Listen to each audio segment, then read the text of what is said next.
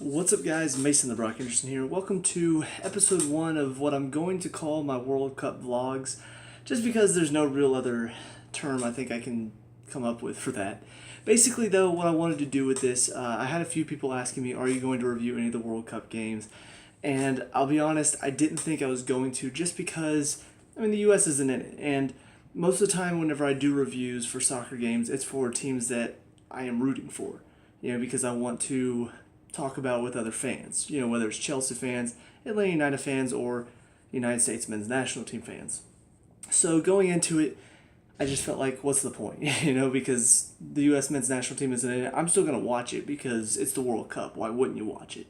But as I thought about it, I realized, there are still some talking points that we can do, though. There are still things that people are going to be talking about, whether it's results, whether it's performances, and plus, there are things that could relate to players that Chelsea might get, Chelsea players in the tournament, players that Atlanta United might go and get. So I feel like there's still enough to talk about to where I feel like I want to do some of these reviews. So basically how it's going to work, I'm going to do this every other day. So I'm going to hit up two groups at once. So this one is going to be Group A and Group B. We had Russia versus Saudi Arabia yesterday. Then we had 3 games today.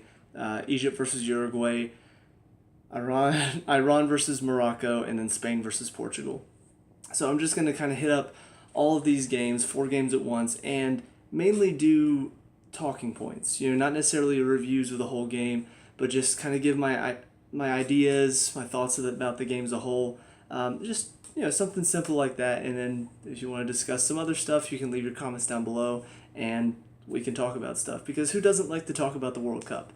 First thing that I do want to talk about, though, before I talk about these games, is the amount of jokes being made, not by other countries, by our own country, that we didn't make it and nobody cares, is pissing me off.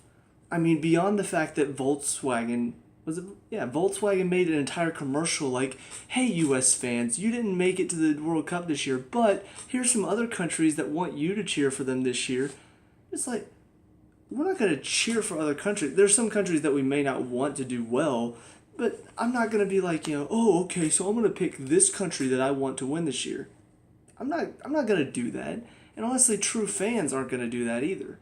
We're probably going to cheer against Mexico because we don't want to see Mexico win, because that's just kind of the rivalry there. But aside from that, like Brazil, they have this really attractive woman on there like, hey, you should cheer for us because we have a lot of trophies. I'm like, don't you realize in America, like, if somebody's not doing well, that's who we want to do well? Like, that is just how our society is kind of heading towards right now, like rooting for the underdog, not cheering for the ones that already have it all. Anyway, minor issue, but it's really frustrating. There's another commercial, like Tim Howard and Gigi Buffon, like, texting each other videos of them, like, chilling out by the poolside. I'm like, yeah, I'm sure both of them are just super pumped not to be in the World Cup.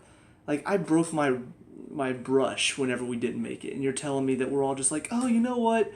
It's fine. We're not there this year. Who cares? It's just the World Cup. Stupid stuff. Anyway, so first of all, let's get into the first game.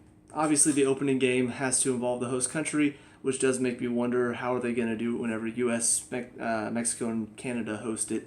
Who's going to be the opening day game? Are they going to have all 3 of them play the opening day? Anyway, but it was Russia versus Saudi Arabia. 5-0 win for Russia. And in my opinion, I do think the scoreline is a little bit flattering for Russia. Don't get me wrong, second half they definitely turned it up. But first half, I felt like was more the example of what we're going to see from both of them. Russia had some good play here and there. They had some good moments. Saudi Arabia didn't really look like much of a team.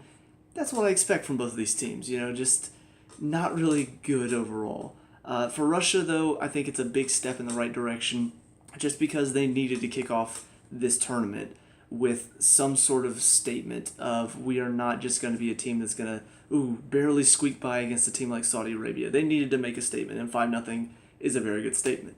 And on top of that, I do think it gives them some momentum because in their group, Uruguay is probably going to be the team to beat, or at least the team not to lose to. And so if they can manage to get a good result against Uruguay, either a tie or maybe just losing 1-0 similar to Egypt, and then manage to get a result against Egypt, they're already in the driver's seat because they've got 5 goals on their goal differential. So I think it was a big game for them just to get all of those goals in, just in case it comes down to goal differential. But overall, I don't think the scoreline truly reflects just.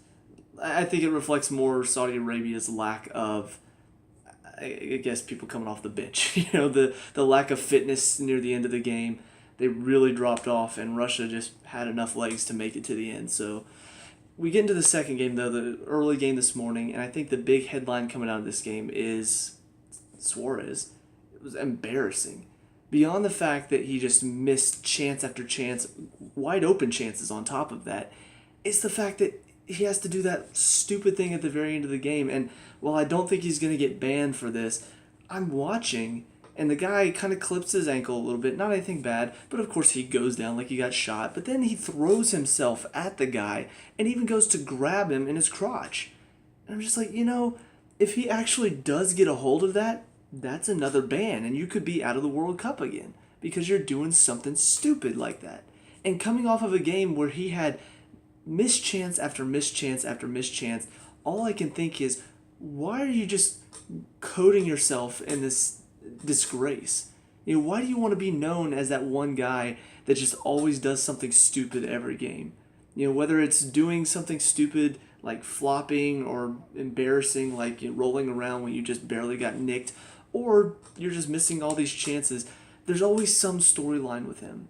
Ever since he's left Liverpool and gone on to Barcelona, it feels like controversy just follows him everywhere he goes. I haven't heard him talked about positively in quite a long time. I mean, occasionally they'll talk about, oh, what a great player he is, but there's always that kind of hint of, but he is kind of an issue, but he does have that side of him that's not graceful. So I don't know why he does that to himself, but today, another example of the type of player he is. On top of that, for Egypt, I think you got to look at it and say, was Salah being left on the bench, was that a good choice? Was it a mistake? In my opinion, I think it was a bit of a mistake. I think because Saudi Arabia is going to be such an easy game, I think that's the one that you let him sit for. This is one where you bring him on late in the game, let him get some minutes in, let's see what he can do on the attack, because frankly, Egypt's defense looks solid. I mean, they really stood up well. Uruguay didn't really do well in the attack, but I thought overall Egypt's defense was still very sturdy. But their attack is where they were let down. So bringing in Salah, he just brings in that change of speed that they've really needed. It could have changed the game for them. It could have gotten them maybe not a win. I still think Uruguay would have gotten that late goal, but I think you bring Salah in, there's a chance you could get at least a point out of the game. And that really is a step in the right direction for them if they want to be the team to make it out. Because Russia's now got a ton of momentum, and if Uruguay play like they did against Egypt in the first half against Russia, there's a chance Russia may even walk away from that game with 3 points because of the momentum they have. So I really do wonder if they're going to look back on this game and say, what a mistake not to play Salah in it at all, or if it's going to turn into they win the next 2 games because Salah is 100% fit, and we're going to look back and say, oh, what a great decision. So I truly think it just depends on whether they make it out of the group stage or not. It will depend on how good a decision it was to leave Salah there. On to the next group, though, Group B, and pretty simple group, I think, overall. I think we all know where this is going. It's going to be Iran and Morocco, 3rd and 4th, and then Portugal and Spain, 1st and 2nd. And so it was just kind of a question of, is it going to be a draw for Iran and Morocco to sort of take the pressure off of Portugal and Spain, or one of them going to win, which now forces Portugal and Spain to have to step up their game? Thankfully, last minute, Morocco puts it into their own net, which I'm not going to lie, I was a little bit happy about since they were trying to one-up our bid for the 2026 World Cup. But yeah, I mean, that in and of itself puts more pressure on Portugal and Spain, because now if one of them win, the one that lost has a lot of pressure on them. If they draw, now there's pressure on both of them to start getting results in the next 2 games. Like, they pretty much have to win their next 2 games, because if they don't get results out of them, there might be a chance that they drop out in the group stage. I'm sure they don't want to see that happen. So I think for Iran, it's a good step for them. It's a way to start off the tournament that will really propel them forward. Maybe not all the way out of the group stage. I still think there's a good chance it's going to be Portugal and Spain, but this does give them a chance. I mean, it puts them in the primary seat right now, top of their group. I mean, what better place could you be in if you're Iran, right? So, yeah, I think it was a good result for them. I thought of the two teams between Iran and Morocco, Iran probably deserved it a bit more just because I thought their play was a lot more positive. Even though it was mainly counterattacking, it was so much more quick. Morocco's just felt like they were passing around way too much, never really created any good solid chances. It was mainly just possession for possession's sake. They never tried to break through the last man. It was always pass, pass, pass, and then come back, and then pass, pass, and come back. So anyway, on to the final game of the day, which of course is the one everybody's been talking about because the headlines are there, and so of course the media is going to push these headlines because that's what they're paid to do. And this is where my opinion is going to differ from a lot of people's, and I understand this. I understand that a lot of people are going to look at this game and talk about one thing, and one thing only. And we all know what this is because it's the one headline, one of the two headlines that's been dominating all of media leading into the World Cup. Cristiano Ronaldo. And me personally, I don't think he's that great. I'm not a big fan of his. I think his ego is ridiculous. I think he really benefits off of having a lot of talent around him at Real Madrid and even at Portugal. You know, Portugal, I'm not really a big fan of either. Watching them in the Euros, watching them win the Euros when they only won one game in 90 minutes, the rest of them they just played not to lose and then won. They drew two in the group stage and then managed to win in either extra time or penalties for the rest of the tournament. For me, that's boring. That's not entertaining. And whenever I watch a sport at the professional level, I expect entertainment. That's why I love Atlanta United. Every game is pretty entertaining. So the fact that they managed to do that while being so boring and negative and not trying to win, just trying not to lose, for me, it was very frustrating. And the fact that Cristiano Ronaldo got a ton of praise for that when, honestly, he scored 2 goals against Hungary in the entire thing, and I think he scored a penalty. I'm like, he's not really doing that much. And once again today, what's everyone talking about? Oh, the Ronaldo hat trick. Didn't you see? What a great game for Ronaldo. He scored 3 goals, yes, but what did he do outside of that? And honestly, that's how I feel about the sport overall. It's about the goals. It's not about the performance overall. You could have one guy who just works his butt off throughout the entire game, N'Golo Kante, and doesn't really get the praise that he deserves. And then you've got one guy who does mostly nothing throughout the entire game, not really involved. You know, he'll pop up with a good touch or a good play, but then he'll lose the ball. But then he's there for a penalty. He's there for, what was this? Oh, random shot outside the box that for some reason David De Gea lets go under him. I mean, what was that about? And then he does have, admittedly, a very nice free kick for the third one, which is something that Ronaldo can do from time to time, even though it was kind of in perfect position for a free kick. But, I mean, it was a well-struck free kick. But that's it. Aside from that, outside of that, I remember one good pass that he had that ultimately the guy that he passed it to took a bad touch. And then I can't really remember anything else he did throughout the rest of the game. Like, I can't remember him really working hard because most of the time when he loses the ball or a teammate loses the ball, head down, you know, he just doesn't work hard off the ball, and that's why I get frustrated with him. And honestly, that's why I wouldn't want him on a team, you know, on Chelsea. I wouldn't want him at Chelsea because that attitude that he brings with him, the lack of work ethic that he brings with him, I just don't feel like it contributes much to the team. And if you don't have somebody who's there to set him up, then he has to rely on penalty kicks or keeper mistakes or free kicks. And in my opinion, that's not a sign of a truly great player. That's a sign of a very skilled player. A truly great player is one that can either take the game on his back all on his own and manage to score all on his own, or a player that can help build up his teammates around him. And in my opinion, there are very few players out there like that. I think the top players that do that are players like Messi, Hazard, sometimes Neymar. Sometimes he can get a little too selfish. De Bruyne is another one that I think at times has that ability. Honestly, David Silva is a very underrated player, but one that really builds his teammates up around him. So for me, a player like Ronaldo is not my type of player. I understand why people love him, but I'm not that type of person. So for me, even though all the headlines are going to read, oh, Ronaldo had a great game, for me it was mainly Spain just didn't really finish their chances. Because Spain, dominated most of the game.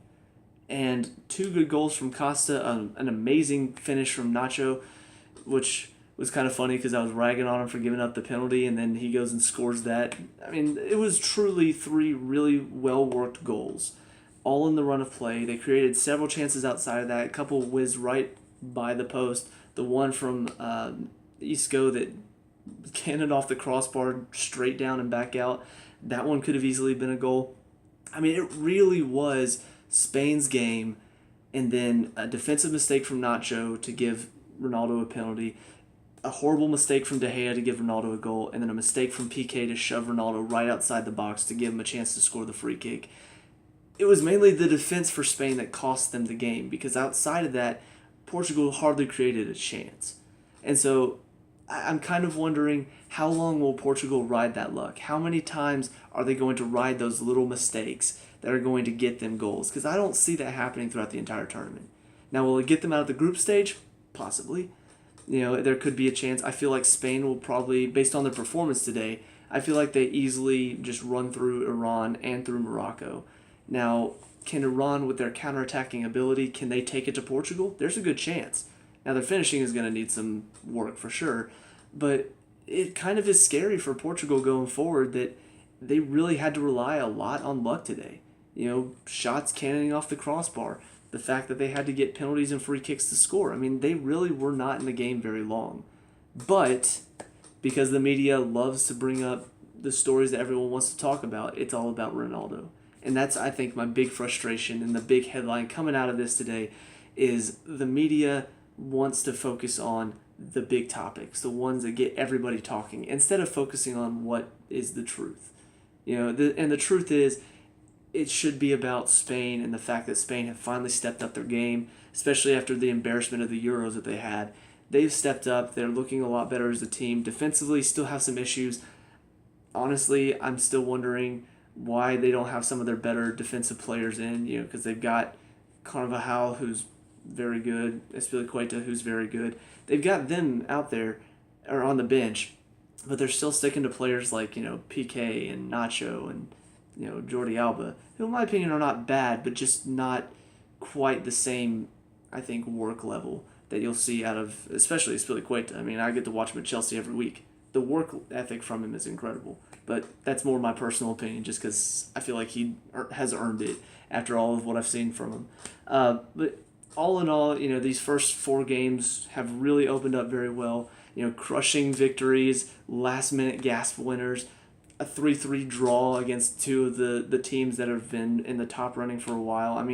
It really is starting off very well, and it's been a lot of fun. And even though the media can sometimes construe and really mess up some storylines, I think so far, whether you agree with what they're saying or not, whether you agree with what I'm saying or not, I think we can all agree it's been a fantastic start to World Cup 2018, and I'm very excited to see where it goes from here. So that's it for me. Let me know what you guys think down in the comment section below. What were your thoughts on these four games? Let me know. We can talk about and discuss all that good stuff. Leave a like and subscribe to future World Cup vlogs, and I will see you guys in the next one. Peace out.